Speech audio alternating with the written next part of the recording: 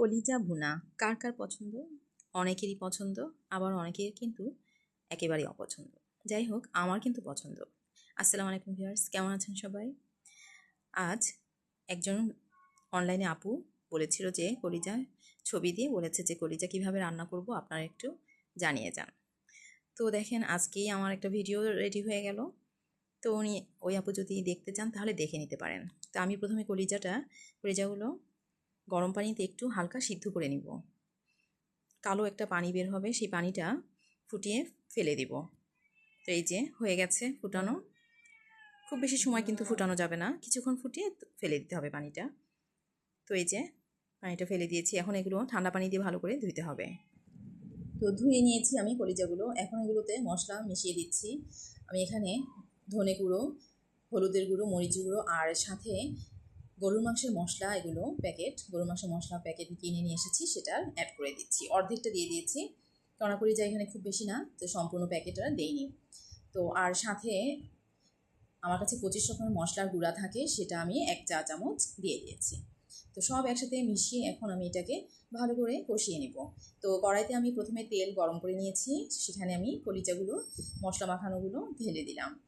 তো এগুলোকে বেশ কিছুক্ষণ নাড়তে নাড়তে আমি কাঁচা পেঁয়াজ দিয়ে দিব। কাঁচা পেঁয়াজ দিয়ে আবার কষাতে হবে ভালো করে কলিজাটাকে।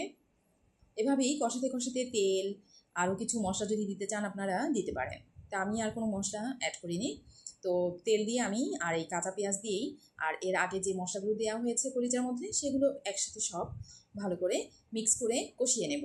এখন আমি পানিটা দিয়ে দিলাম, অল্প কিছু পানি দিয়ে দিয়েছি, কেননা কলিজার যে পানিগুলো দিয়ে সিদ্ধ করেছিলাম সেই পানি সম্পূর্ণ ফেলে দিয়েছি, যার কারণে কলিজা থেকে এখন আর কোনো পানি বের হবে না। যার কারণে এখন আমি এটা কষাতে কষাতে কিছু পানি দিয়ে দিলাম এবং এই পানিটাও শুকিয়ে গেল। এই যে দেখেন কি সুন্দর একটা শুকনা শুকনা একটা কলিজা ভুনা হয়ে গেল। আবার আমি একটু পানি দিয়ে দিলাম, কারণ কলিজাটা সম্পূর্ণ সিদ্ধ হয়নি, এজন্য কিছু ঝোল অ্যাড করেছি। এগুলোকে আবার কিছুক্ষণ ঢেকে রেখে দিব। এরপর আলু কেটে রেখেছিলাম, সেই আলুগুলো অ্যাড করে দিচ্ছি। আপনারা যদি আলু খেতে না চান তাহলে দেওয়ার দরকার নেই, শুধু কলিজাটা আপনারা মশলা আর একটু বেশি দিয়ে কষিয়ে নিতে পারেন, তাহলে মশলাটা বেশ ভালো লাগবে, ভুনা ভুনা ভুনা হবে। তো আমি আলু দিয়েছি, যার কারণে আলু দিলে কিন্তু খুব বেশি মশলা না হলেও চলে। তো এই যে দেখেন, আর পেঁয়াজ বেরেস্তা করে রেখেছিলাম, সেটা অ্যাড করে দিলাম। পেঁয়াজ বেরেস্তাটা একটু কম দিয়েছি, আপনারা চাইলে আর একটু বেশি দিতে পারেন। তো এভাবেই আমি আলু দিয়ে কলিজাটা ভুনা করে নিলাম।